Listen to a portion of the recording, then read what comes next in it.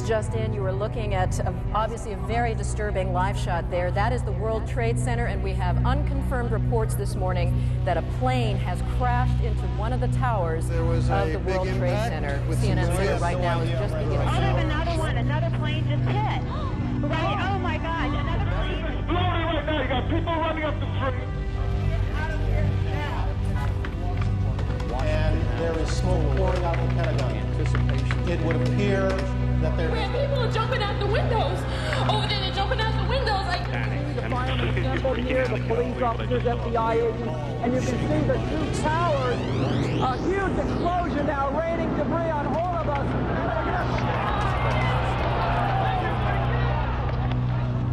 Another plane has crashed. This one about 80 miles south of Pittsburgh.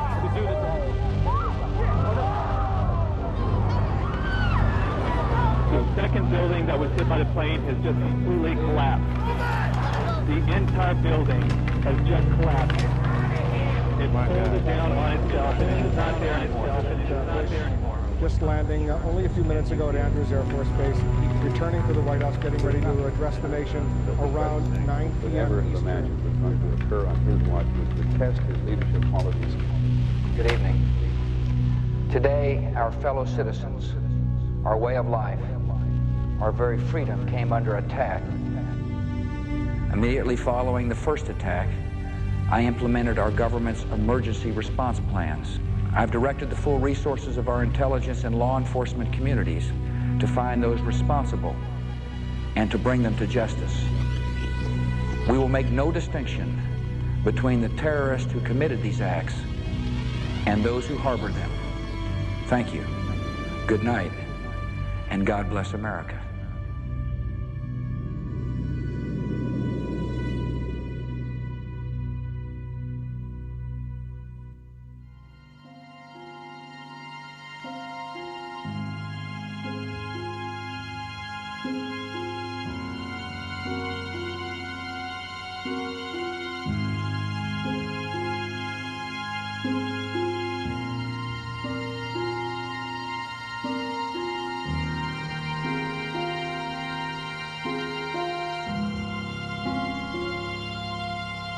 My name is Laurie Van Auken. My husband, Kenneth Van Auken, was killed on September 11th at the World Trade Center. He was on the 105th floor of the North Tower, which was the first building that was hit and the second building to collapse. My name is Patricia Casaza. I lost my husband, John Casaza. He worked for Cantor Fitzgerald on the 104th floor of the first tower. My name is Mindy Kleinberg, and I lost my husband, Alan. He worked for Cantor Fitzgerald on the 104th floor of the North Tower. I got a message from him on the morning of September 11th saying that, I love you, I'm in the World Trade Center, the building was hit by something, I don't know if I'm going to get out, but I love you very much and I hope I see you later, bye. And I didn't make it to the phone on time to speak with him. I tried calling him back, and I was never able to reach him, so I never spoke to him again. I was actually doing laundry when I got a call from my husband. And he had thought that a bomb had gone off in his building. And by the time he had called me, he had checked all those avenues and said that you know, the floor is already filling up with a thick black smoke, and I don't think we're gonna make it. He said, you know, I love you, tell John that I love him, our son. On September 11th, 2001, 2,972 people from more than 80 countries were killed, leaving thousands of loved ones behind. While grieving continued for many, some began to move beyond their personal pain. My husband's service was in October, and then I think I went into angry mode, and that's when I started to question everything. I spent a lot of time on the computer. I started reading every single article that I could get my hands on. I mean, there was no sleeping at the beginning because We were grieving, it was hard to lay down. So I would spend all night just researching. I want to meet with the NSA, CIA, and the FBI together in one room. Out of the many who were researching on their own, 4 widowed mothers found each other. New Jersey residents Mindy Kleinberg, Patty Casaza, Lori Van Auken, along with Kristen Breitweiser, became known as the Jersey Girls. We became friends and like-minded. We all had questions. We all had questions, and we wanted answers. At the top of the family's growing list of questions, why had the U.S. military defenses failed to stop any of the 4 hijacked planes? The FAA alerted U.S. air defense units of a possible hijacking at 8:38 Tuesday morning. The last plane was reported to have crashed in Pennsylvania just after 10 a.m. That's almost 2 hours, you know, where planes were flying around the skies of the United States with no military response. Coming across an article in a Canadian paper, the Jersey widows learned it had been a routine for NORAD, the military apparatus in charge of air defense, to scramble fighters to intercept planes during suspected emergencies. Fatal accident involving a Learjet flying. The women recalled one such incident that was heavily reported in 1999. Just 25 minutes into the flight, controllers lost radio contact with the pilots, and an Air Force F-16 on a training mission was sent to take a look. Ultimately, 6 military jets gave chase. The plane was tracked by the FAA on radar. At high levels, the military, even the White House, discussed what to do. Tell me what the difference was between those times and the day of September 11th. They wondered about the lack of immediate response by the president and his Secret Service detail. President Bush was in a Florida elementary school classroom that morning, where he sat for more than 7 minutes after being informed of the second attack. The Secret Service has an arrangement with the FAA. They had open lines after the World Trade Center. Tracking it by radar. And under these circumstances, they just move. They don't say, sir, or ask politely. They came in and said, sir, we had to leave immediately, and grabbed me and literally grabbed you and moved you, yeah. Immediately following the first attack, I implemented our government's emergency response plans. If people fell down on the jobs by not informing those who were in leadership positions, who had the power to do something, why were we not looking at what our protocols were there so that we could fix it going forward?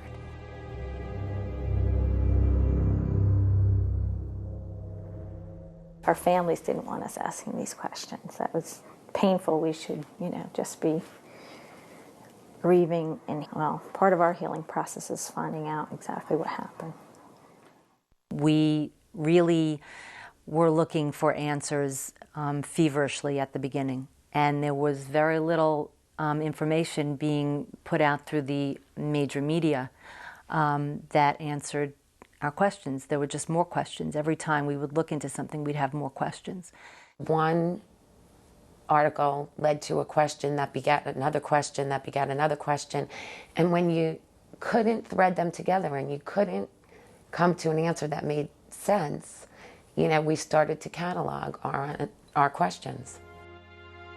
The families raised questions about the track record of the FBI and the elusive search for justice after 9/11. I've directed the full resources of our intelligence and law enforcement communities to find those responsible and to bring them to justice. Throughout the week after the attack, there were numerous accounts that the hijackers had a large number of accomplices in the United States. 75 individuals who are currently detained, over 480 people arrested, nearly 1,000 individuals. The families waited for the 9/11 trials to begin, but they never came. After the public spectacle of roundups, the Justice Department quietly let the suspects go, one by one. A year later, the families would learn that only 6 of the original detainees were still in custody, and none had been charged with any terrorist act. The FBI continuously was changing agents who were on the investigation. When you're trying to connect the dots, you need continuity. Journalist Gail Sheehy spent months with the 4 widows. They wanted to find that more was done and was going to be done, but they kept finding that less was being done. We printed articles, copied them. By November, it had become the sense among most 9/11 families that an independent investigation would be necessary to do what the Justice Department and the news media seemed unwilling to do. We felt that the country was at risk from terrorists and from incompetence, and maybe worse.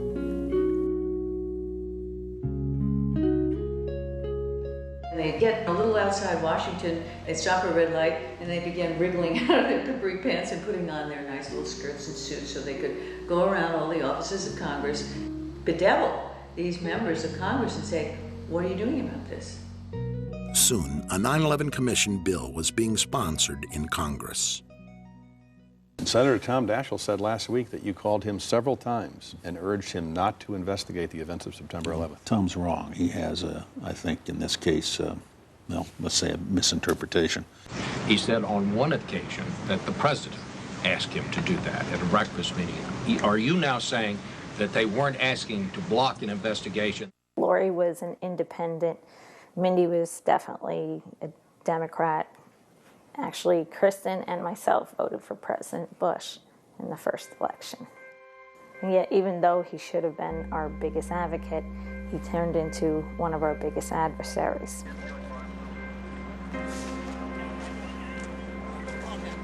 We still don't know what happened in those buildings. The Jersey widows were not the only ones seeking answers and becoming frustrated. In New York, Sally Reaganhard, who had lost her firefighter son Christian in the building's collapse, was forming the Skyscraper Safety Campaign. The 911 emergency tapes and recordings, plus 500 interviews done with the fire department right after 9/11. All that material has been withheld from the public. Sally partnered with widow Monica Gabrielle, who lost her husband Richard at the World Trade Center. Why did the buildings fall? How could skyscrapers just like crumble to the ground in 10 seconds? Never before or since had fire caused a steel frame building to collapse. World Trade Center Building Number 7, never hit by an airplane, also collapsed that evening. Building 7 ablaze at the moment and apparently getting ready to collapse.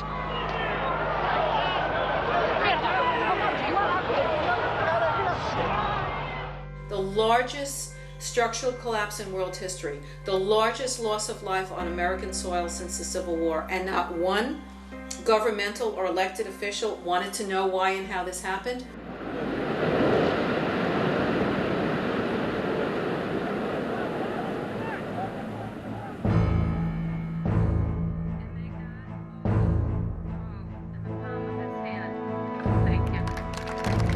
Realizing strength in numbers, 9/11 families rallied at the Capitol to press for answers. We need a full independent investigation. We must ask the tough questions and seek out the difficult answers. We must, as a country, grow and be made stronger and safer by the bitter lessons learned on September 11th. We are asking you, America, to stand behind us. Please. I was terrified to talk in front of anybody. This is not something that any one of us had ever done before. The rally united once isolated families. Bob McIlvaine, who lost his son Bobby, came from Philadelphia to join the group. Being down Philly, it's like you're out of the loop. I was floundering by myself, just talking to people, trying to find anyone. That was the first time we all got together in a new direction to push for the commission. Sharing many of the same questions and concerns, a coalition of family members began to take form. Its goal, a formal investigation. Call your congressman. Tell them that you want to be safe. An investigation must not interfere with the ongoing efforts to prevent the next attack. Frustrated with the attitude of the White House and seeming lack of interest from the public, the family members began actively seeking support from the news media. And given the persistence of the media's focus on pain and suffering, it was not difficult for the Jersey widows to get their attention. You know, it was my private pain and my private story, and I really did not want to share that. But we made a conscious decision that we would start to say to them, okay, well, I will tell you about me personally if you talk about the fact that there's not an investigation. I'm joined right now by 4 women who lost their husbands in the attacks. Kristen Breitweiser is one of 4 New Jersey widows who lost. These women banded together after their husbands were killed, and now they're leading a campaign to find out exactly how did 9/11 happen. And finally, the media began to report on our activities, not just the activities of the administration. Look forward to the president and the vice president going to both come in there. To go on any show is not easy, but you needed the public pressure in order to make anything happen in Washington. I mean, they need huge public pressure to move them. President Bush signed legislation today creating an independent commission to investigate the September 11th attack on America. Buckling under pressure, the White House was finally agreeing to a deal. But in a stunning series of revelations, it soon appeared that the White House was stacking the odds against an investigation it had not wanted in the first place. The president named a supporter, Dr. Henry Kissinger, Secretary of State in the Nixon and Ford administrations, to head the panel. He has a penchant for secrecy, which is not what's needed here. There are questions about his role in Vietnam, his role in the coup in Chile. Several family members approached Kissinger and requested a meeting at his office in New York. Prior to the meeting, Kristen Breitweiser conducted a thorough investigation of Kissinger's potential conflicts of interest. Probably much to the chagrin of some of the people in the room, Lori asked some very pointed questions. Would you have any Saudi American clients that you would like to tell us about? And he was very uncomfortable, kind of twisting and turning on the couch. And then she asked whether he had any clients by the name of Bin Laden. And he just about fell off his couch. Former Secretary of State Henry Kissinger stepped down from the position Friday. We thought the meeting went well. I wouldn't want to be in the way of some of these families. I mean, they're... Kissinger was soon replaced by Tom Keene, a former New Jersey governor, and former Congressman Lee Hamilton, who had chaired the House Intelligence Committee. The remaining 8 commissioners were all former D.C. insiders and lawyers, evenly split between Republicans and Democrats. Remember, in the 90s, they spent $100 million investigating Clinton's sexual exploits. $100 million. And they first allocated only $3 million to investigate the murder of 3,000 people. The budget was eventually raised to $14 million, but the investigation was also given less time than they had wanted, a year and a half. To monitor the commission, leading victim relatives established the Family Steering Committee.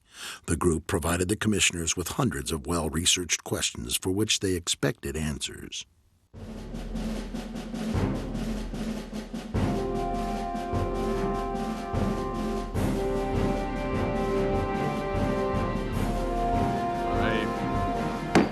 That's the official start of our first public hearing of what is going to be an extraordinarily difficult and important job.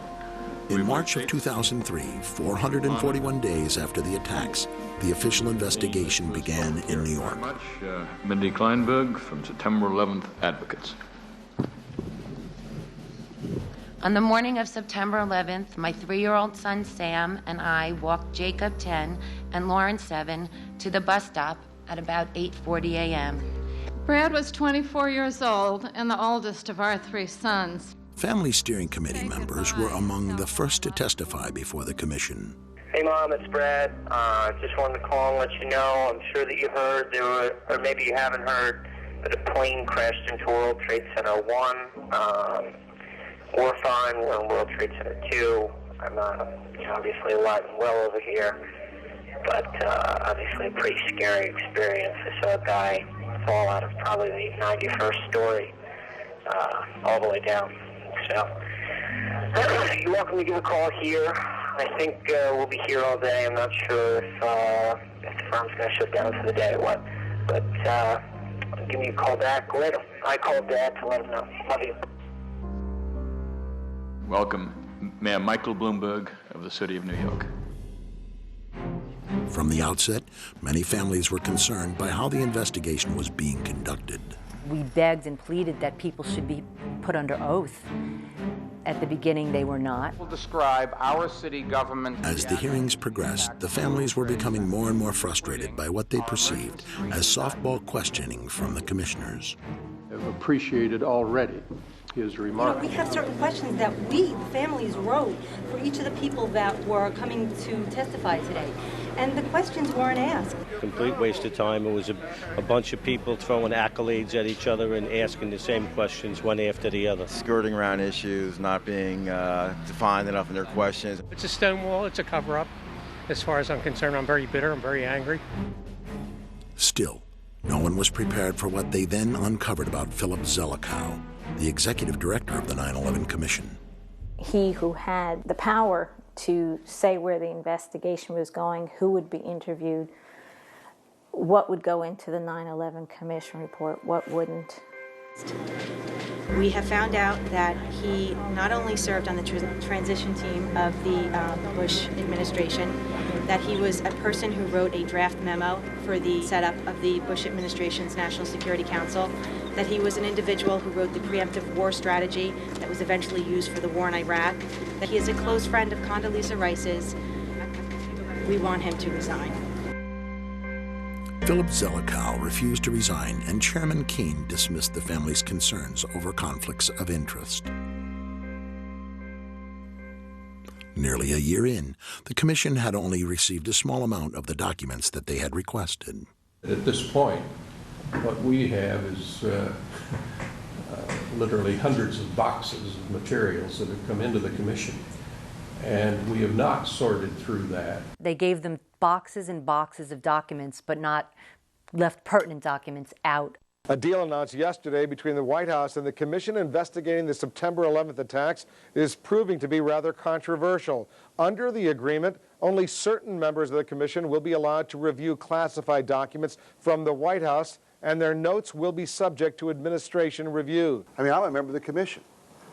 The president has said only a minority of the commission can see a minority of the documents, and then they have to clear what they're going to say to the rest of the commission with the White House.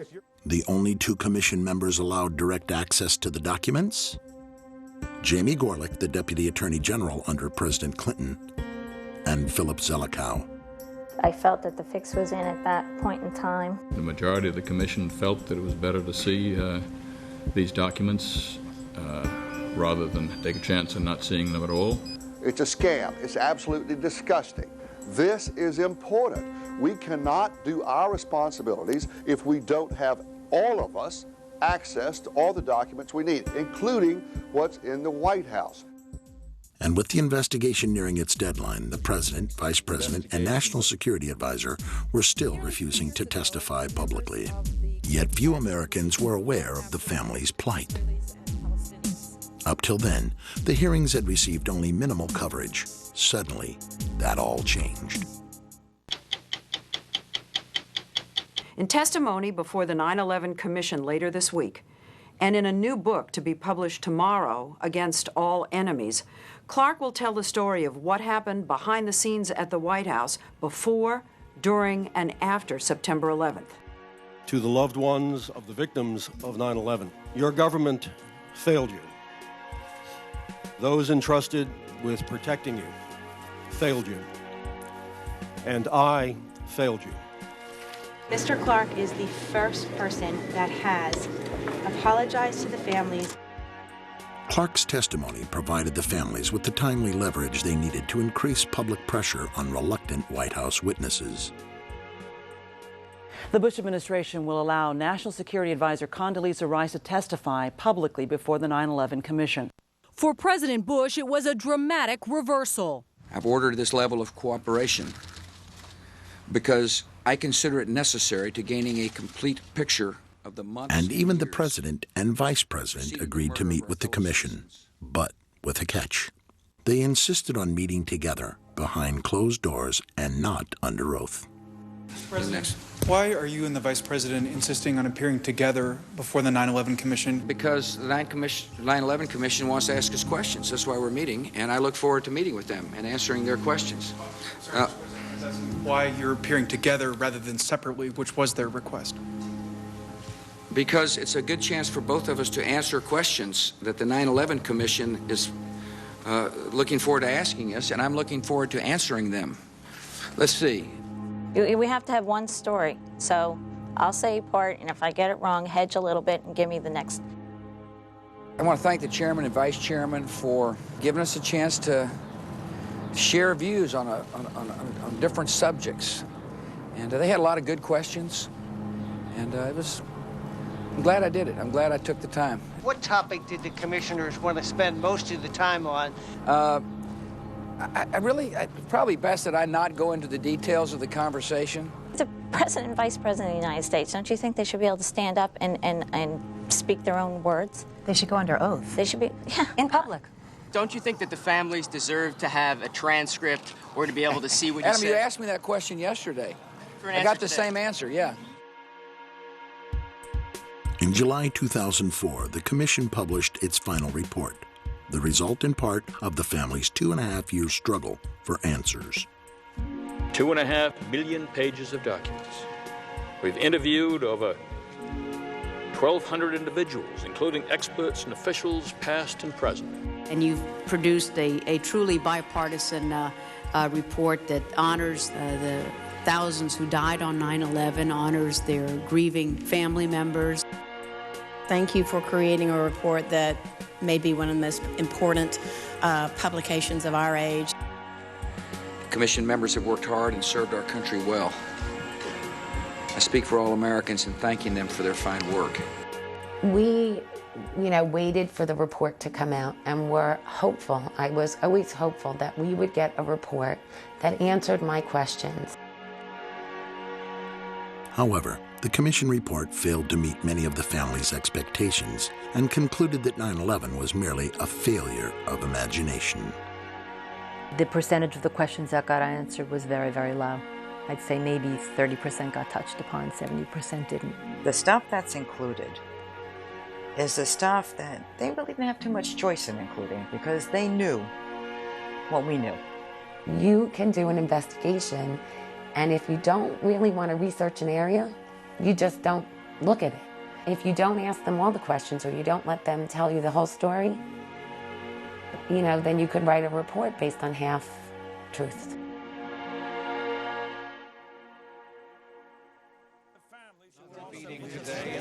What is their feeling? Are the people who lost loved ones at 9/11 like the families of guys who were lost in Vietnam? They just can't get over it. Sometimes people try to become crusaders because they can't deal with reality. The families, I think, have to understand that it's virtually impossible to conceive of any way in which these attacks could have been stopped, even had the best things happened.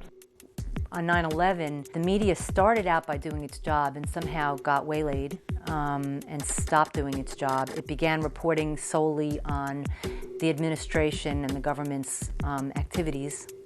The news media, while yielding a fact here, a fact there, failed again and again to connect the dots. The one thing that I personally was hoping for was another Woodward and Bernstein with regard to 9/11. Someone, anyone that was willing to put their teeth into this. The families discovered a website created by independent investigator Paul Thompson. His complete 9/11 timeline, an innovative internet research tool, stitches together information from over 7,000 mainstream news stories. It was all our binders, but laid out beautifully online, and he had the ability to connect the dots. He would put a time up there and then he would back it up with mainstream media sources so you could understand why there were discrepancies in the timeline. Flight 93 crashed at 10:03, but the seismic data says 10:06. And then he'd have a link so you could see the seismic data. The whole mystique of intelligence is that you acquire this very valuable information covertly. If the truth be told, about 80%, of any of what the information that one needs is available in open source materials. Thompson's work soon gained mainstream media exposure.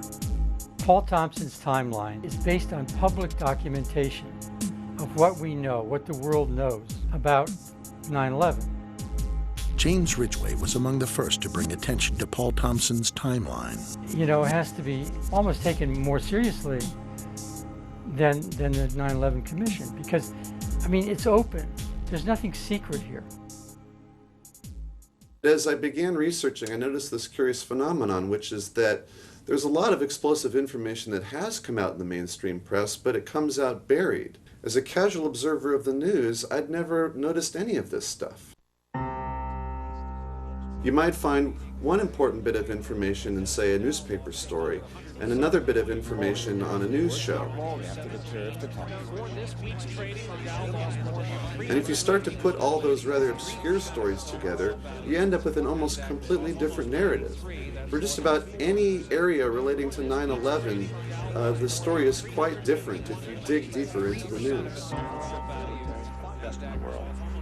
And clearly, something yesterday took place in New York that was not foreseen, that we had no specific information about. Like most Americans, Thompson initially didn't question the Bush administration's first statements about the attacks. The administration consistently maintained that there were no warnings or specific threats. No specific threat involving really a domestic operation or involving what happened, obviously, the city's airliner and so forth. There were no warning signs that I'm aware of that would indicate this type of operation in the country. I first became interested in 9/11 around mid-2002, right around the time that President Bush's now famous August 6th PDB became leaked to the press. President Bush was told in August that Osama bin Laden might be planning an attack involving the hijacking of U.S. aircraft.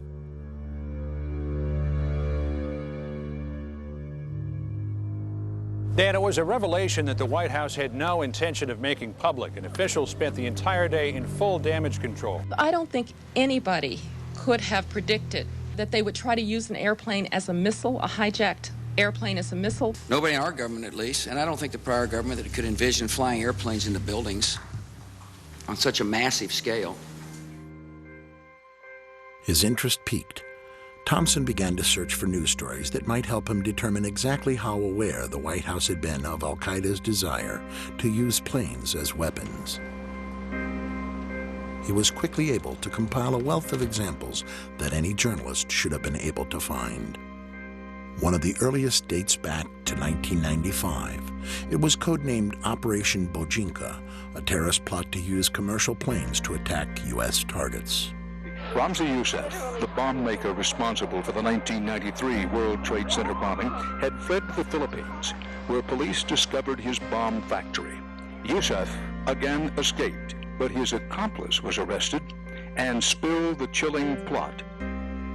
Operation Bojinka, a plan to blow up multiple airliners over the Pacific, was heavily reported, but Thompson noted most journalists failed to mention the second aspect of the plot. Only CNN International dug deeper into this story. In confidential documents from the Philippines obtained by CNN, the plan was clear. He will board any American commercial aircraft, control its cockpit, and dive it at the CIA headquarters. Other buildings targeted the Pentagon and the World Trade Center. And the FBI, using the Philippine documents, did check the 4 flight schools named there, but found no evidence of any other planned terror attacks. Only NBC reported a stunning confession by a man allegedly trained by bin Laden. It was over a year before 9/11, a Pakistani-British man told the FBI an incredible tale, that he'd been trained by followers of Osama bin Laden to hijack airplanes, and he confessed he was now in America to carry out an attack. Khan was recruited into al-Qaeda at a British mosque, then flown to Lahore, Pakistan for hijack training in a Mach 767 cockpit before being sent to America, where he was told he would hijack a plane from JFK and fly it into a building. I told him before the 9/11, about more than a year we hijacking in America Airlines. Khan claims he got cold feet. Instead of meeting his contact, he slipped away, gambled away all his money, and in fear turned himself in and confessed. I've been to Pakistan. I know about this hijacking, something going on. NBC News has learned Khan passed not one, but 2 polygraphs. A former FBI official says Newark agents believed him, but word came from headquarters, quote, return him to London and forget about it. Access to this exclusive footage from NBC is now restricted. July 2001, according to 60 Minutes, Egyptian intelligence received a report that 20 al-Qaeda had slipped into the U.S. and 4 of them had trained on Cessnas. Now, to the Egyptians, pilots of small planes didn't sound terribly alarming, but they passed on the message to the CIA anyway, fully expecting Washington to request more information. The request never came. In fact, Thompson compiled stories about 14 different nations that had warned the U.S. prior to 9/11.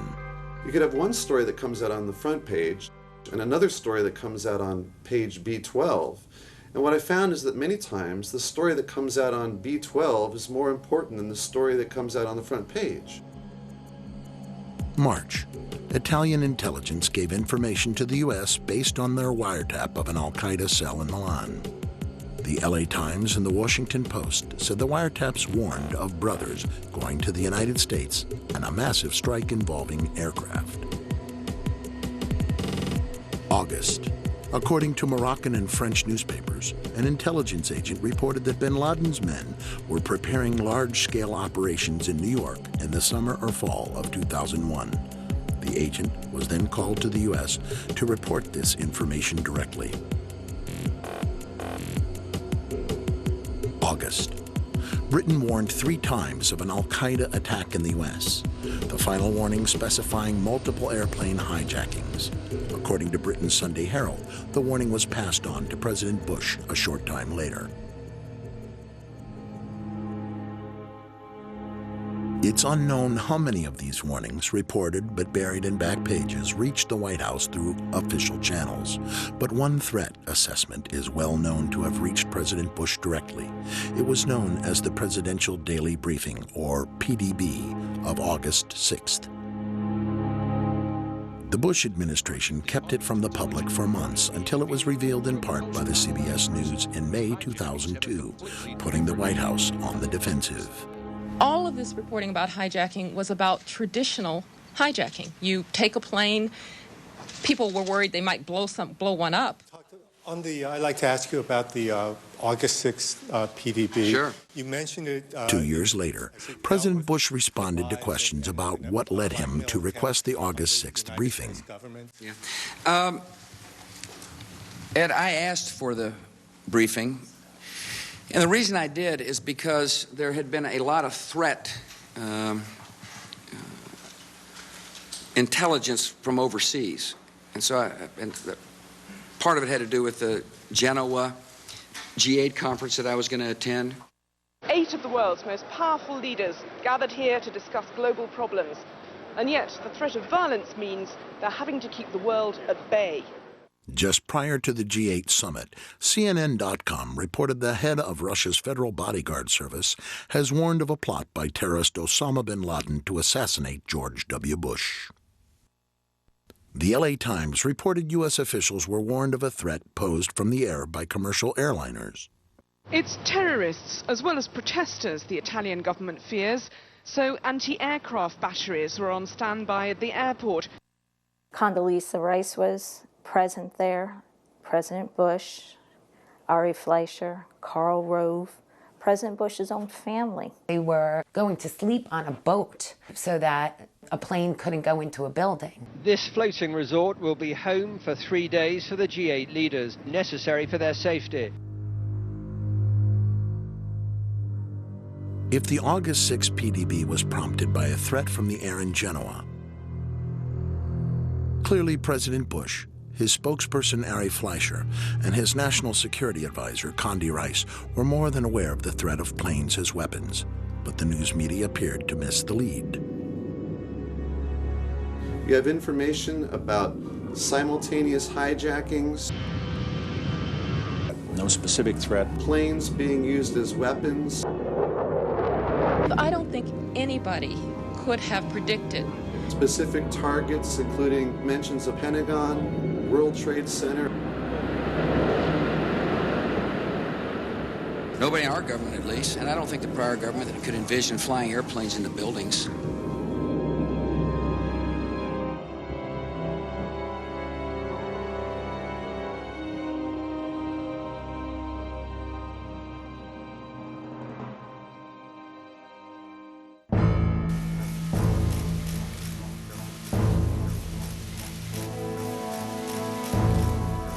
Dr. Rice, would you please rise and raise your right hand? You swear or affirm to tell the truth, the whole truth, and nothing but the truth. In April 2004, public pressure finally forced the White House to allow Dr. Rice to testify before the 9/11 Commission to answer questions about the PDB and the nature of warnings given the administration. The threat reporting that we received in the spring and summer of 2001 was not specific as to time, nor place, nor manner of attack. Almost all of the reports focused on al-Qaeda activities outside the United States. This sat in stark contrast to the warnings well documented in Thompson's timeline. What the August 6th PDB said, and perhaps I should read it to you. We would be happy to have it declassified in full. When she was testifying, one, Ben Venice was really trying to get into the nitty-gritty. Did you tell the President at any time prior to August 6th of the existence of al-Qaeda cells in the United States? First, let me just make certain. If you could just answer that question, first, because I only have a very limited... I understand, Commissioner, but it's Did you tell the important President? that I also address... It wasn't like a trial. You couldn't grill these people till you got the answer. I really don't remember, Commissioner, whether I discussed this with the President. Just let me move on, if I may. There were no specifics. And what about August 6th? What did August 6th memo say? And then she would start going off. It was historical information based on old reporting. There was no new threat information, and it did not, in fact, warn of any coming attacks inside the United States. And what was the title of the memo? I believe the title was Bin Laden Determined to Attack Inside the United States. Now, the PDB... 2 weeks later, the White House finally declassified the PDB. There's lots of examples where it's a domestic threat. Bin Laden told followers he wanted to retaliate in Washington. You know, Bin Laden was planning to exploit the operatives' access to the U.S. to mount a terrorist strike. Abu Zubaydah was planning his own U.S. attack. Less FBI information since that time indicates patterns of suspicious activity in this country consistent with preparations for hijackings or other types of attacks, including recent surveillance of federal buildings in New York. That's present tense and domestic. Ari Fleischer came out right after September 11th and said there were no warnings. I watched him tell me there were no warnings, okay? I want to know why nobody has gone back and said, what did he mean? Howard Dean recently seemed to muse aloud whether you had advanced knowledge of 9/11. Yeah. Look, there's time for politics. And, you know, it's time for politics, and it's an absurd insinuation. The press has reported this one and that one, but they haven't really put it all together and said, God, how many different warnings did you get? How many different ways was this information coming at you? And why wasn't anything done about all these warnings?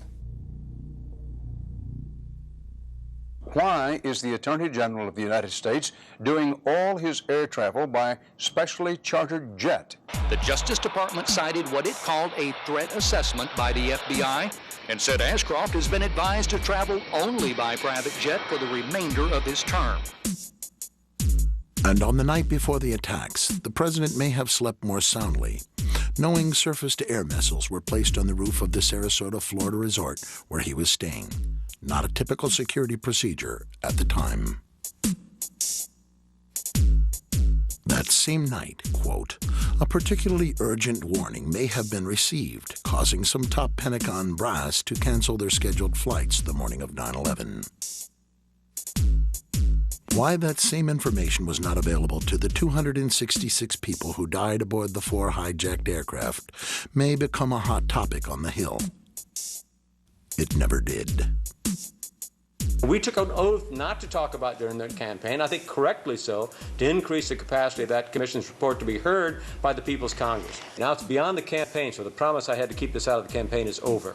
So, Mr. President, you knew they were in the United States.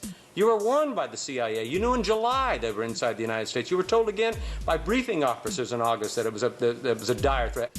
Didn't do anything to harden our border security, didn't do anything to harden airport security, didn't do anything to engage local law enforcement, didn't do anything to round up INS and consular offices and say we have to shut this down, and didn't warn the American people. What did you do? Nothing, so far as we could see.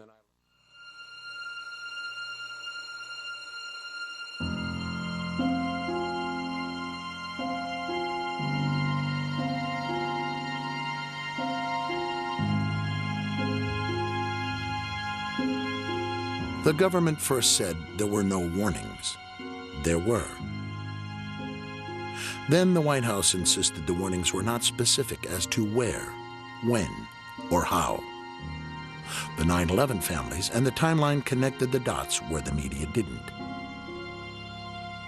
There were many warnings. Most were detailed, some were urgent, and yet little or no defensive action was taken by responsible officials, except for their own personal protection. The public was better informed in the summer of 2001. Lives would have been saved. Maybe the attacks wouldn't have been prevented. Lives would have been saved. My husband was in Tower 2. If he knew that it was a terrorist attack, he wouldn't have stayed in the building. When they were told that the building was secure and to stay at their desk, maybe they would have left. Maybe, those who thought that the first attack was an errant plane would have thought differently and responded differently. But again, we weren't given the information to make any of these decisions for ourselves.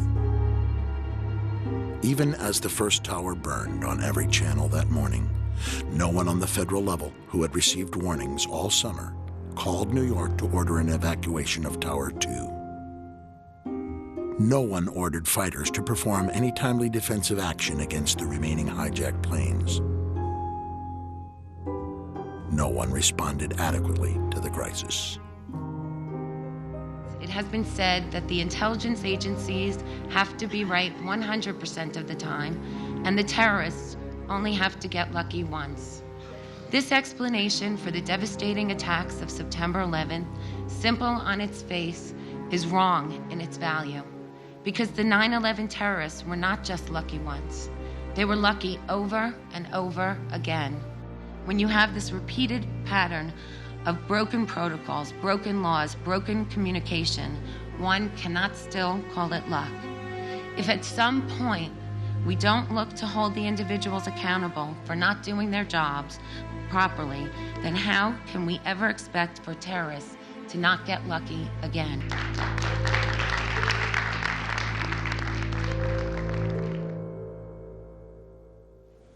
Mr. Speaker, the President of the United States.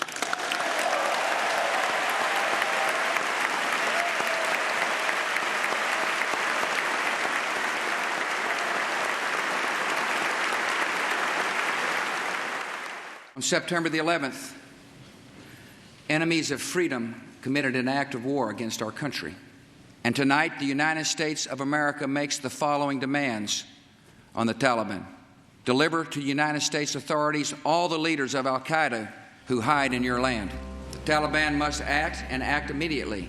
They will hand over the terrorists, or they will share in their fate.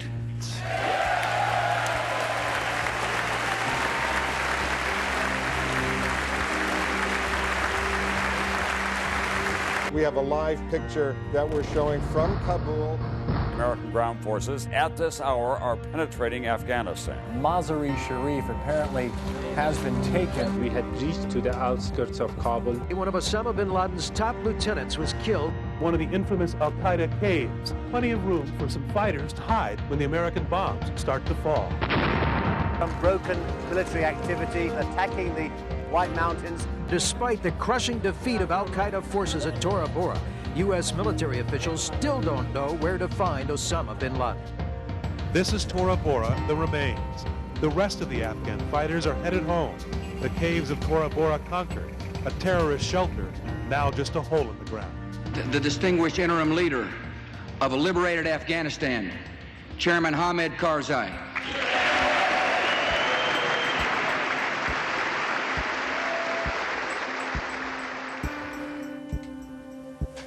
America's apparently clear military victory in Afghanistan was not so clear-cut to Paul Thompson.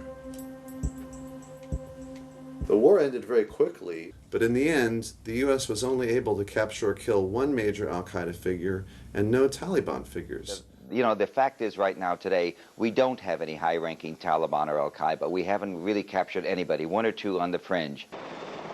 His understanding of the government's actions before 9/11 now fundamentally changed. Thompson decided to take a similar look into what happened in Afghanistan.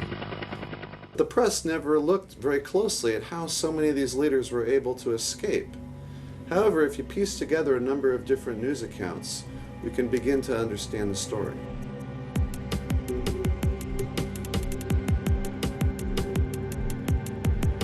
Early November, the London Times reported bin Laden's closest advisors all escaped in a late-night convoy from the Afghan capital of Kabul. An eyewitness reported, "We don't understand how they weren't all killed the night before, because they came in a convoy of at least 1,000 cars and trucks. It must have been easy for American pilots to see the headlights." By the 10th, bin Laden had joined the convoy in Jalalabad. An intelligence official told Knight Ridder newspapers it was obvious that this area was to be the base for an exodus to Pakistan. We were amazed that nothing was done to prepare for it. On November 14th, the Northern Alliance captured Jalalabad. That night, 1,000 fighters and a convoy of several hundred vehicles escaped again, this time with bin Laden, driving hours to the fortress in Tora Bora. The U.S. bombed the nearby Jalalabad airport, but apparently did not attack the convoy. November 15th, at the cave complexes of Tora Bora, an estimated 1,600 of bin Laden's fighters are now surrounded. The most important battle of the war begins. U.S. warplanes are keeping a close eye on mountain passes. U.S. Special Forces are working with Pakistani troops on the border to block possible escape routes. While there were two main escape routes, Newsweek reported that the U.S. bombed only one. Using the other route, hundreds of al-Qaeda and Taliban, including senior leaders, escaped. In the wake of the attacks, eyewitnesses told Britain's The Daily Telegraph that they were shocked that the U.S. had surrounded Tora Bora only on 3 sides. Bin Laden walked out of the Tora Bora cave complex and into Pakistan with a number of loyal followers. Of course we're after Saddam Hussein, bin Laden. He's isolated. In August 2005, a story broke that gave Paul Thompson a missing piece of the puzzle. In an exclusive interview with Newsweek, the CIA field commander in Tora Bora during the invasion, Gary Bernsen, broke his silence. He explained that his intelligence operatives had tracked bin Laden to Tora Bora. Mr. Bernsen feels so strongly about getting this story out and getting his book published that he actually resigned 2 years short of retirement from the CIA in order to publish his book. At the time of this interview, he was required to speak through his attorney until the CIA cleared his book for publication. At various points in time, they did have, to my understanding, definitive intelligence as to his general location within Tora Bora. I can't go into detail as to the actual sources of the intelligence and the collection methods because those remain classified. However, we had Osama bin Laden essentially cornered in Tora Bora, and for whatever reasons, we did not do what was necessary in order to ensure that he did not escape. The goal has never been to get bin Laden. Obviously, that's desirable. It's interesting. I just read a piece by some analysts that said you may not want to go after the top people in these organizations. You may have more effect by going after the middle managers because they're harder to replace. Toward the end of the war, when all eyes were on Tora Bora, the news media missed another major story. Again, thousands of Taliban and al-Qaeda escaped without drawing U.S. fire, this time from the northern city of Kunduz. The Taliban's only stronghold in the region has all but fallen to the forces of the Northern Alliance. Once again, the door was left open for escape. Our side in that battle had the enemy surrounded. There were a reported perhaps 8,000 enemy forces in there. Oh, they had the cream of the crop of al-Qaeda caught. Journalist Seymour Hersh later broke this story in the New Yorker magazine, briefly sparking TV news coverage. And from there, all of a sudden, one night around Thanksgiving, in the middle of the siege, an air corridor was set up between Kunduz and northern Pakistan. And at night, Pakistani relief planes regularly flew through that corridor. It was a very orderly, organized thing that armed men would stand on the tarmac waiting for a flight that would come in, and then they would be taken out. As many as 4,000 or 5,000. They were not only al-Qaeda, but maybe even some of bin Laden's immediate family were flown out on those evacuations. It had to be done with the blessing of Musharraf, didn't Exactly, and of the United States. When I tell you it comes at the level of Don Rumsfeld, it has to. What we're describing here is something which would clearly be noticed by the United States. One or two, maybe not, okay? An airlift of these proportions, it certainly would. This is the most secure space on the face of the earth right now. If someone's moving over Afghanistan, the United States knows about it, clearly. No plane could fly from Kunduz to Pakistan without getting shot down unless we let it happen. And we let it happen. And I think there's just no other way to explain it. My take on it basically is the fact that there is some sort of a deal in place between the government of Pakistan and the United States.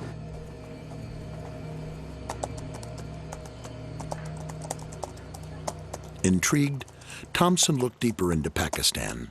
His timeline showed Osama bin Laden was reportedly last seen in Pakistan after escaping from Tora Bora.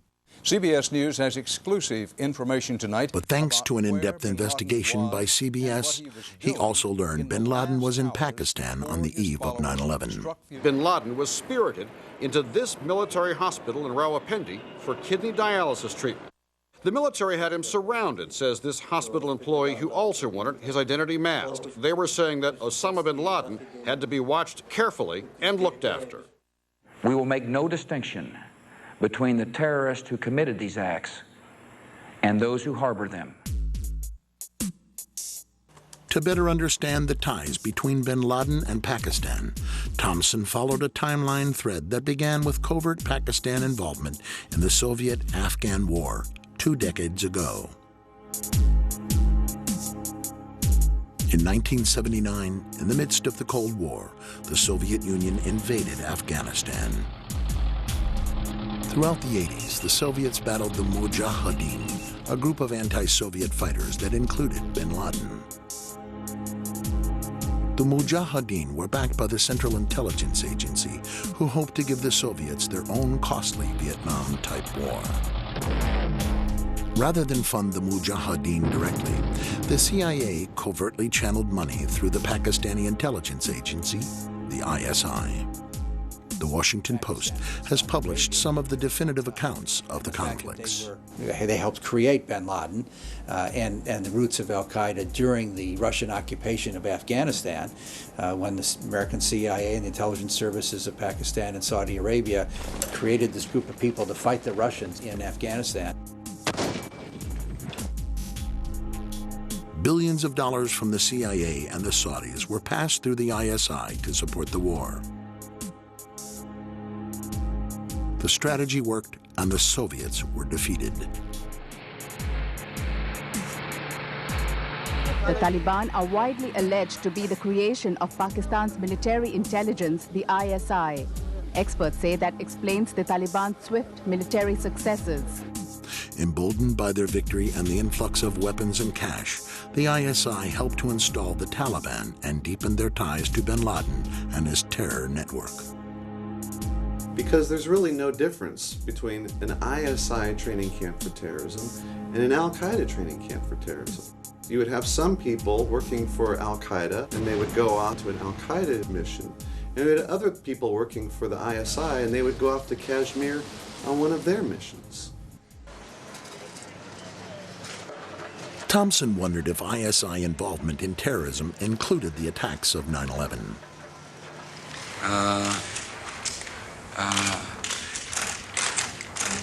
We will give the Pakistani government a chance to cooperate and to participate as we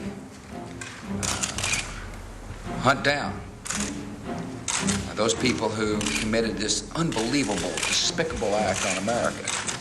What I am told by senior administration officials is the Pakistani government has promised to, quote, fully cooperate. The dictator of Pakistan, General Musharraf, came forward. Within days of the attacks, Pakistan was hailed as a major ally in the new war on terror. The White House seemed confident that al-Qaeda alone was behind 9/11. Will you release publicly a white paper which links him and his organization to this attack to put people at ease? We are hard at work bringing all the information together, intelligence information, law enforcement information, and I think in the near future we'll be able to put out a paper, a document that will describe quite clearly the evidence that we have. No, I think that there was just a misinterpretation of the exact words the Secretary used on the Sunday shows. I'm not aware of anybody who said white paper, and the Secretary didn't say anything about a white paper yesterday. You know, you're talking about actions in other parts of the world, and certainly you want the support of as many people around the world as possible. You know, I guess it seems as though you're asking everyone to trust you. I mean, logic tells you they couldn't have done it alone. This was a sophisticated plot. Bin Laden was not capable of doing this by himself and his group. So who was capable? Obviously, there has to be much more of an investigation in Pakistan. But on October 1st, the FBI discovered evidence linking the alleged hijackers and al-Qaeda by following a money trail that ended at Mohammed Atta in Florida. Suspected hijacker Mohammed Atta received wire transfers via Pakistan and then distributed the cash via money orders bought here in Florida. A senior law enforcement source tells CNN the man sending the money to Atta is believed to be Ahmed Umar Saeed Sheikh. He reportedly is controlling certain aspects of the financial transactions of the al-Qaeda network. Once a standout student at the London School of Economics, the British-born son of Pakistani parents speaks 5 languages. The story made news in every major newspaper. With 9/11 paymaster identified as an alleged al-Qaeda moneyman, it seemed that the U.S. finally had its proof that al-Qaeda was involved. The U.S. war on terror could now move ahead. But what most of his post-9/11 reports about Omar Saeed Sheikh had failed to mention was that at the same time Sheikh dropped out of the London School of Economics to presumably join al-Qaeda. He had also joined the ISI. Arresting officer A.K. Jain says, under questioning, Omar Sheikh admitted he was supported by the Pakistan government's intelligence service, the ISI. He had told me that. He admitted to you? Oh, yes. And after his release, it was very clear that he was provided protection and safe haven in Pakistan with the direct support, with the knowledge, and obviously with the connivance of the Pakistani intelligence. Only 2 days after the invasion of Afghanistan, the Times of India reported the FBI discovered credible evidence that $100,000 was wired to alleged hijacker Mohammed Atta by 9/11 paymaster Omar Saeed Sheikh on the orders of the ISI director, Lieutenant General Mahmoud Ahmed. Had that been the head of the Iraqi intelligence agency, do you think we would have heard of it? You have to understand that Lieutenant General Mahmoud Ahmed was a key player. William Pepper is an international lawyer and consultant to the Pakistani government. Indian state intelligence came upon this transfer. It was then that the Times of India was able to get this information, and the FBI got involved in this whole situation because this was now becoming very public as a result of the Indian investigation. Though the evidence was never publicly disclosed, Indian intelligence claimed that the FBI had privately confirmed the story to them, and it soon made every major Indian newspaper. In the U.S., only a single news outlet even mentioned the allegation. The information was reported as an Internet-only story on the editorial section of the Wall Street Journal website. It had this cutesy title, but it contained this completely explosive information. After the Times of India story broke, Paymaster Omar Saeed Sheikh was no longer the apparent proof that al-Qaeda was the sole sponsor of the attacks. Instead, Saeed Sheikh, acting on the orders of the ISI, appeared to be the smoking gun of Pakistani involvement in 9/11. And instantly, within that day, basically, Saeed Sheikh becomes persona non grata. And then a whole bunch of other people are put forth as the paymaster. Over the next several months, authorities began confusing the news media with a bewildering variety of alternate names for the paymaster, each sounding similar to Omar Saeed Sheikh. No, it's this guy. No, it's this guy. They keep changing the story about who the guy is, and it becomes hard to keep track. By the one-year anniversary of 9/11, Newsweek had concluded that the paymaster remains almost a total mystery. The 9/11 Commission would ultimately conclude that the question of who financed the attacks is of little practical significance. And in my opinion, it seems to be a bunch of smoke and mirrors to try to really hide the fact that there's money coming from the ISI going to the hijackers.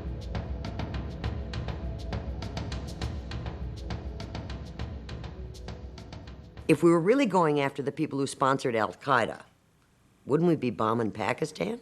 Are we better off in Pakistan or in Iraq in terms of beating terrorism? I would say to you, if you'd asked me that question, I would say, no question. Let's forget about Iraq and let's focus on Pakistan. There is no reason for the administration to continue to shield make-believe allies who are supporting, either directly or indirectly, terrorists whose goal is to kill Americans. And do you think that will ever become public? Which countries are talking about? It'll become public at some point when it's turned over to the archives, but that's 20 or 30 years from now. We need to have this information now because it's relevant to the threat that the people of the United States are facing today. And here the story took another unexpected turn.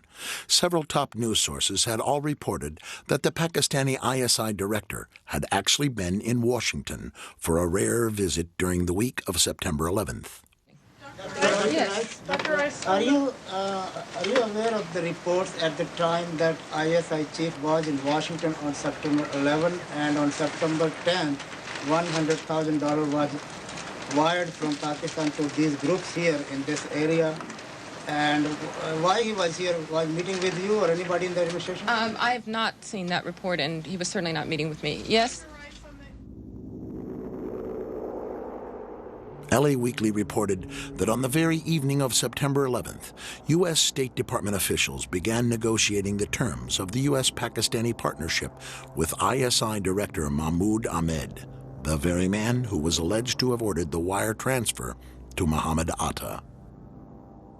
The talks continued over the next several days before the Lieutenant General returned to Pakistan on September 14th. But an undercover operative named Randy Glass says he can prove that USA officials knew about the ISI role in 9/11, even as they chose to partner with Pakistan. The revelation came in yet another largely overlooked story, this one reported by Dateline NBC.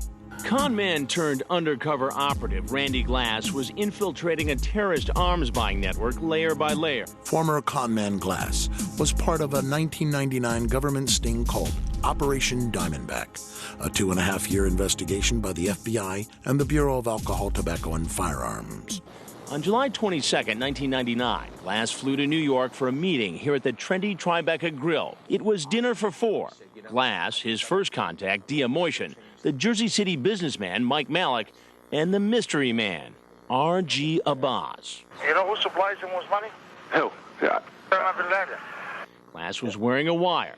Mixed in with the dinner crowd were agents from the FBI's terrorism task force. Basically, what he told me was they were interested in purchasing a large amount of sophisticated weapon systems. And who was Abbas representing in this? Abbas was represented to me as being an ISI agent. And this is where the stakes really get high, because if Abbas was telling the truth, Randy Glass and the feds were about to cut an illegal weapons deal with a Pakistani intelligence operative linked to terrorists. The story of Randy Glass never seemed to quite catch on. If you ask most people, have you heard about this? Have you heard about Randy Glass? They haven't heard about it. Earlier today, Perhaps the story failed to spark the public imagination because the most dramatic revelation ended up on Dateline's cutting room floor. I had been threatened by FBI agent Steve Brodowski that if I mentioned any of that, I would be charged with obstruction of justice. 2 months later, the Palm Beach Post ran this story. During the course of the conversation, I asked him exactly what his intentions were. After dinner, as we walked outside, he pointed in the direction of the World Trade Center and said, "Those towers are coming down."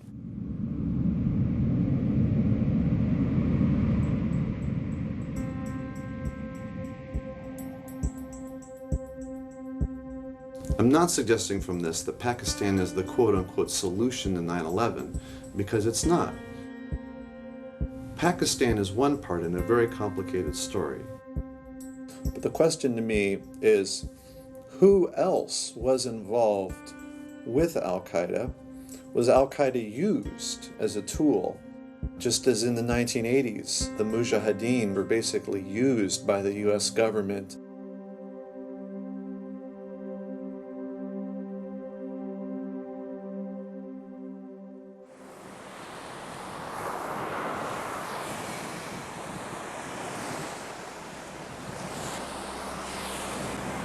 In August 2004, after the 9/11 Commission had disappointed so many of the families with its report, Paul Thompson's completed timeline was published as a book by HarperCollins. The recurring themes of Paul Thompson's timeline are clear: no accountability, few answers, and many missed leads. The sponsors of the attack yet to be confronted. Is the fact that there is some sort of a deal in place between the government of Pakistan and the United States. The men named as the culprits allowed to escape. But we haven't really captured anybody, one or two on the fringe. And the government officials who ignored warnings before 9/11, still in their positions. I don't remember the Al-Qaeda cells as being something that we were told we needed to do something about. Still, despite years of investigation and advocacy by the families and others, the official story of what really happened on September 11th remains little changed. What is democracy? You know, it's government by the people. It's a simple equation, okay? The biggest part of democracy is the media. They have to hold everyone accountable. You know, it would be impossible as a citizen to be up and informed on every single topic because it took us thousands of hours of research in order to be informed enough to ask the right questions here. And that's where you need media, because you know what? Somebody has to be out there connecting the dots. And we don't have that. Good morning, everyone. Thank you very much, Diane and Charlie. Please don't go away, because I think news reporting has drastically changed since 9/11. Rebecca Abrams, an assignment editor with ABC News. The reporting now, there is always use of caution in how we cover a story. For those tuning to the internet rather than network news, online buzz about President Bush in the Florida classroom had started within weeks of the attacks. But most Americans remained unaware. For nearly 3 years, the footage gathered dust on newsroom shelves as the networks avoided the issue in their anniversary retrospectives. ABC News is going to be with you all day long, bringing you the events of the day, starting with the memorial here. They seemed to go out of their way to avoid exposing the president's lack of response. The president thought for second or two about getting up and walking out of the room, but the drill was coming to a close and he didn't want to alarm the children. Instead, Bush pauses, thanks the children. Thank you also very much for showing me your reading skills. And heads for the empty classroom next door. This is Michael Moore. Finally, into the void created by the news media glossing over the discomforting issues came filmmaker Michael Moore with his record-breaking film, Fahrenheit 9/11. Sharply critical of the administration, the film sparked controversy and fiery attacks on Moore himself, including during prime time at the Republican National Convention. Please, my friends. Certainly not a disingenuous filmmaker. Why had it been left to McCain's disingenuous filmmaker to bring these questions to the American public? Fahrenheit 9/11, which is based a lot on our reports at BBC Television on my book. ABC News has free access to everything we do at BBC Television. We say, go ahead, run it. Run the story. You don't like the way Michael Moore does it? You think it's too polemical or biased? Fine. Run the hard news, buddy. It's on AP, it's Bulletin Crash. We are every day kicking and screaming in the newsroom, trying to get stories out. But we could do a story and it might not make air. You have someone from the corporation making the editorial decisions. These are not journalists. Another reaction from the administration now, and again, not exactly... With the stifling of dissent on the rise in America after 9/11, the tough questions were not asked, much less answered. You know, there was a time in South Africa that people would put flaming tires around people's necks if they dissented. And in some ways, the fear is that you'll be necklaced here. You'll have a flaming tire of lack of patriotism put around your neck. Now, it's that fear that keeps journalists from asking the toughest of the tough questions. So all this information keeps popping out here and there, but what happens is that no one wants to take the ball and run with it because all the information's there. If we could put it together and get it into the Washington Post as a 10-day series, and people are saying, unbelievable. The facts were dribbled out and over such an extended period of time that I think that effect was lost on the American public. The press should have been doing a better job of putting those conflicts, if you will, side by side in a cumulative report. But that's not the job of reporting. That's the job of editorial pages and politicians and others to make those kinds of judgments, and the public itself and the 9/11 relatives themselves to make those kinds of assertions. All we can do in our reporting is report facts. And we have reported those facts, and we have held those facts up against public statements at the time, which is why they know that that's what took place from our reporting.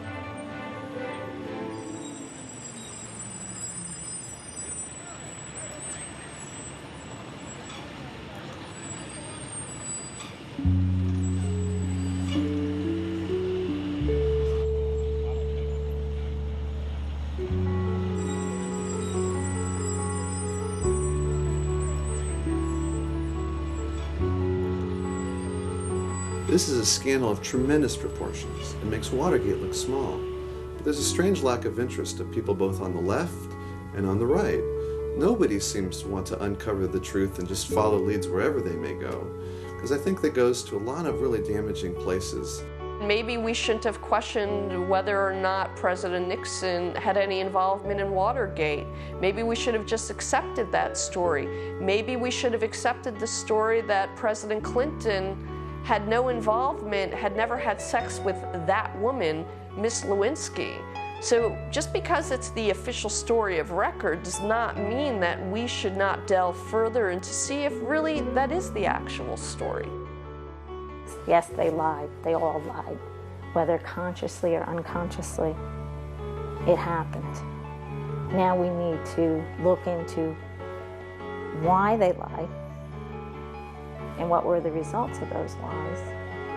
We can't have these wars, reorganize our way of life based on a false understanding of what 9/11 was. We have to go beyond the myth and get to the truth.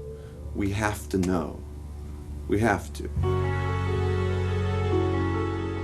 9/11 was the biggest don't ask, don't tell.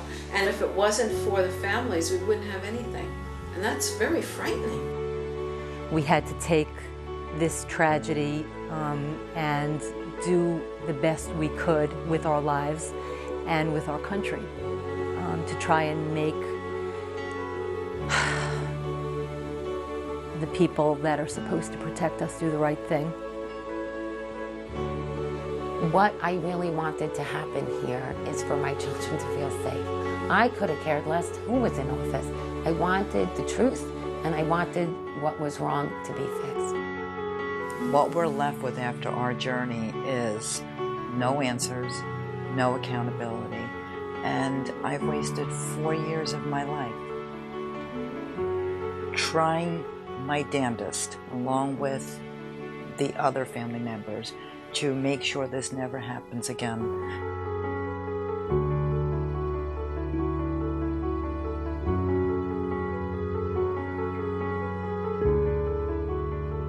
Let me just say something real quickly about my son, please.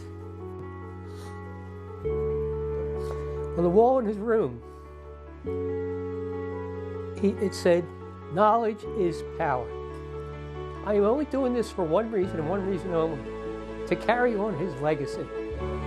I'm so pissed off at the American people. I'm so pissed off at this government because of this cover-up.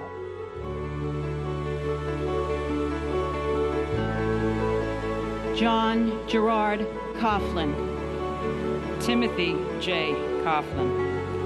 Anne Marie Kramer. Christopher Seaton Kramer. And my big brother, Wade Brian Green. We miss you, we love you, and you are always in our hearts.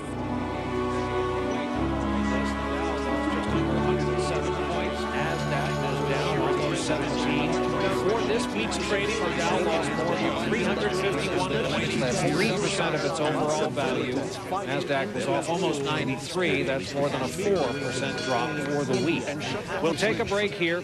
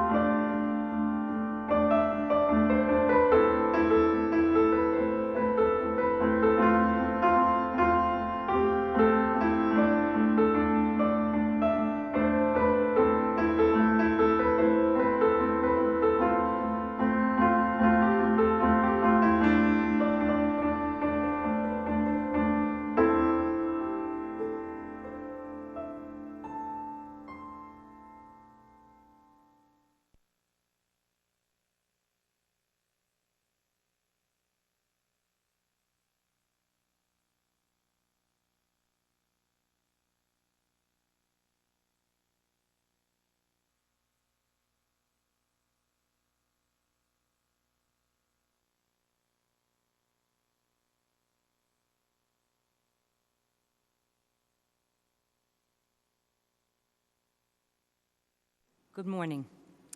My name is Lori Van Auken. I am speaking today on behalf of 9/11 widows Monica Gabriel and Mindy Kleinberg, who are here with me today.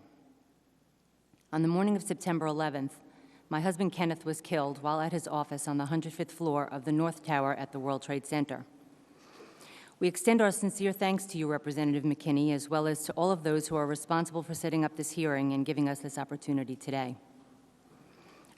On the morning of September 11th, I received the following message from my husband, Kenneth.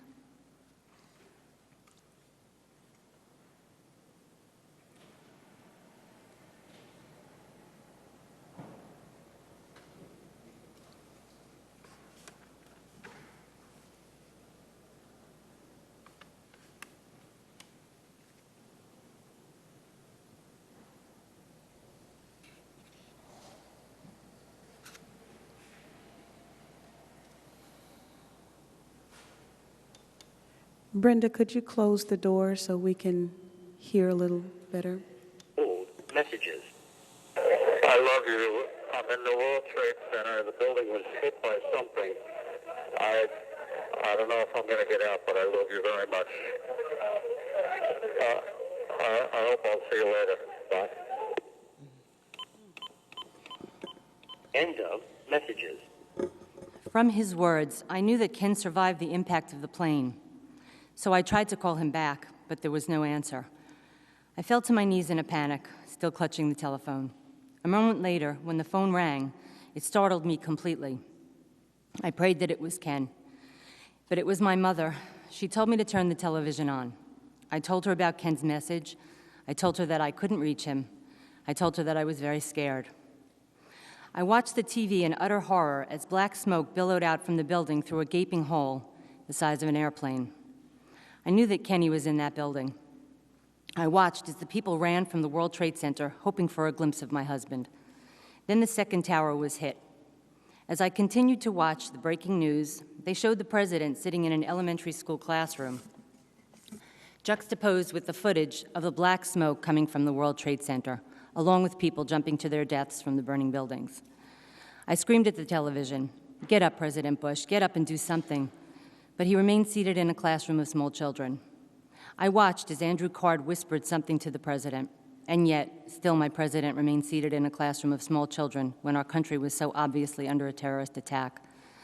In between panic and hysteria, in between hoping that my husband would get out of the World Trade Center alive, and wondering how I would ever break this news to my children, I also wondered why the Secret Service was letting the president stay in the classroom full of children. Why didn't they whisk him away? It seemed as if every target in America was being attacked. So wasn't the president, the leader of the free world, in danger of being fatally attacked as well? Weren't the children who were in the classroom with the president in danger too? After 2 days and hundreds of phone calls to New York City hospitals and to the Red Cross, receiving no guidance and absolutely no answers, my husband's employer, Howard Lutnick, the CEO of Cantor Fitzgerald, recounted on a news program that no one who was in the offices of Cantor Fitzgerald at the time of the attacks had survived. That meant that Ken was gone. My looming and painful question as to whether or not my husband had survived was now answered. We now knew that the time for hoping was over. Our lives were forever changed. My children would never again see their father, and I was now a widow. The grieving was just beginning. With what felt like a gaping hole in my heart, with 2 traumatized teens to now raise alone, I wondered if I would ever feel like eating or breathing again. For me, one horribly sad question had been answered, but many more questions would soon follow. The questions began to gnaw at me slowly at first. I wondered how on earth almost 2 hours could have passed with 4 domestic commercial airplanes flying around the skies of America without a response from our military. I began to Google search and read whatever articles and timelines I could get my hands on. Once I began my research into 9/11, I found it hard to leave the computer. Because I was unable to sleep and because I needed desperately to reconstruct and understand the events of 9/11, it began to appear to those close to me that I was shackled to the computer, and I have to admit, in a manner of speaking, I was. Having connected with a few other widows, it was not long before we were all researching the events, while we waited for an official inquiry into the attacks to be initiated. Then the news came. Only intelligence agency failures would be examined. How could that be? Our husbands were killed at their desks when commercial airplanes flew into their office buildings. They had no means of escaping and had practically no chance of evacuating on 9/11. The buildings that were supposedly so magnificently designed had collapsed in minutes? Why would the investigation of our loved ones' murders be limited to only intelligence agencies? What about airline security, high-rise building security, and border security? What about the FAA, the Port Authority, the Secret Service, and NORAD, all of whom were partly to blame for the failures that allowed the 9/11 attacks to occur? Didn't those areas and entities need to be investigated too? Incredulous but undeterred, we realized that it was necessary to take a thorough and independent look at what had gone wrong on 9/11. Our children were going to have to grow up in this changed world, and we needed to make sure that this could never happen again. We knew that with the 3,000 deaths on 9/11, there remained thousands of questions that needed to be answered. So we fought for the creation of the 9/11 Commission, and with all of America by our side, we finally won that battle. The commission was passed into law in the autumn of 2002, and by January 2003, the commission finally sat down to commence its very important work. The 9/11 Commission's report is 1 year old today. This report was supposed to provide the definitive account of what had transpired on September 11, 2001. We hoped that our thousands of unanswered questions would be addressed and answered. Yet incredibly, we have found that the Commission's definitive final report has actually yielded more questions than answers. In essence, the Commission could have produced a final product where the resulting conclusions and recommendations could be trusted. Instead, at the end of the day, what we got were some statements that truly insulted the intelligence of the American people, violated our loved ones' memories, and might end up hurting us one day soon. One such statement was that 9/11 was a failure of imagination. A failure of whose imagination? What exactly does that mean? When you have a CIA director with his hair on fire, a system blinking red, 52 FAA warnings, an August 6, 2001 PDB entitled Bin Laden Determined to Strike in the United States, leads on several 9/11 hijackers, including al-Hazmi, al-Madar, and Marwan al-Shehhi, warnings from many foreign governments, a Phoenix memo warning of Islamic extremists taking flying lessons, the arrest of would-be terrorist Zacarias Moussaoui, facts imparted to one agent, Agent Frasca at the RFU of the FBI. 9/11 was truly a failure, all right, but I would certainly not call it a failure of imagination.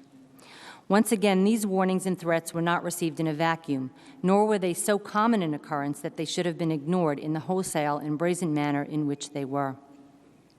To me, it seems rather clear that there were enough warnings making their way to the appropriate people that meant that the proverbial dots should have and could have all been connected. And thus, in light of all the incoming information in 2001, exactly whose failure was it to understand that our new enemy was terrorism, and exactly who failed us by not having the agencies do anything in a defensive posture to protect Americans from just this possibility? Another outrageous statement made at the time of the release of the 9/11 final report that got a fair amount of media coverage was the one, everyone's to blame, therefore no one's to blame. The problem with that assumption is that it creates a no-fault government. And a no-fault government does nothing to ensure that things will be different or better in the future.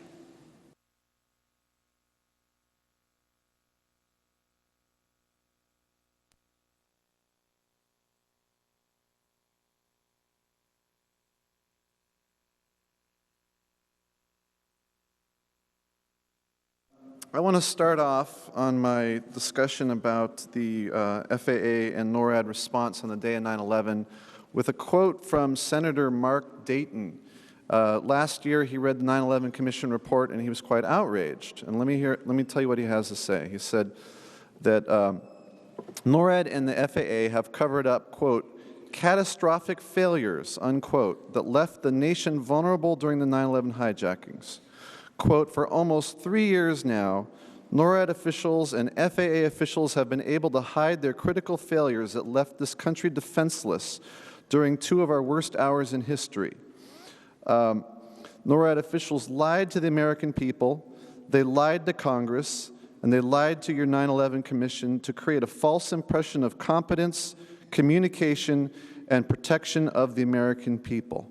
He calls NORAD and FAA failures, quote, the most gross incompetence and dereliction of responsibility and negligence that I've ever, under those extreme circumstances, witnessed in the public sector.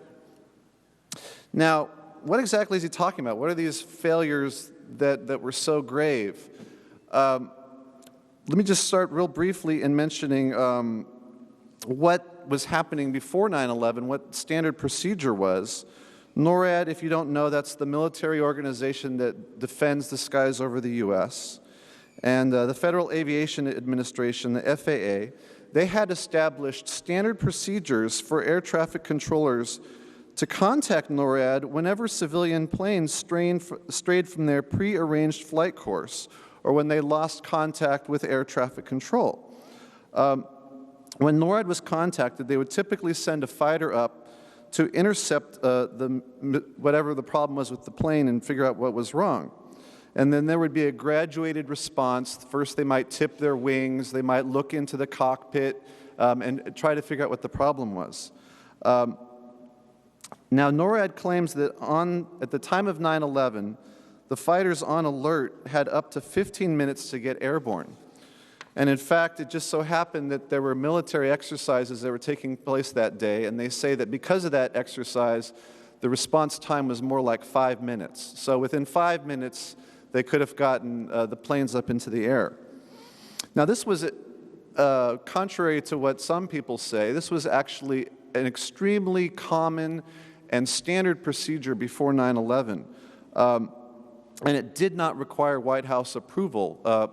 People would just make the decision on the spot in NORAD. For instance, in the year 2000, there were 425 unknowns. Pilots who didn't file flight plans, or they diverted from the flight plans, or they were using the wrong radio frequency or something of that manner.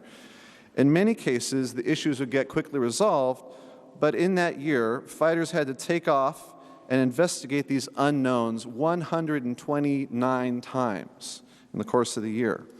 So we see that what was supposed to happen on 9/11, which was that the fighters would get up very quickly, actually happened on a very regular basis, a couple times a week before 9/11. But what's strange, and what Mark Dayton is making reference to, is that there are all these conflicting accounts about what happened and how quickly the fighters responded. And I actually count 5 major accounts of what happened that day that are in serious conflict with each other. Originally, in the days after 9/11, right after 9/11, Richard Myers, the acting Joint Chief of Staff, Chairman, a NORAD spokesman, New York Mayor Rudolph Giuliani, they all said that there were no fighters launched on the morning of 9/11 until after the Pentagon was hit at 9:37. But then just days later, on September 18th, 2001, NORAD put forth a timeline. They released a timeline that was significantly different. They said that fighters had been ordered to launch 45 minutes earlier than their first account. And then in May 2003,